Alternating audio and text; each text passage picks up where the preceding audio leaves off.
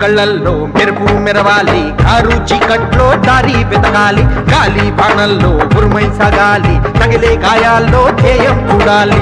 ఒకటే జననం ఒకటే మరణం ఒకటే గమనం ఒకటే గమ్యం, గెలుపు పొందే వరకు గలుపు లేదు మనకు. బ్రతుకు అంటే గెలుపు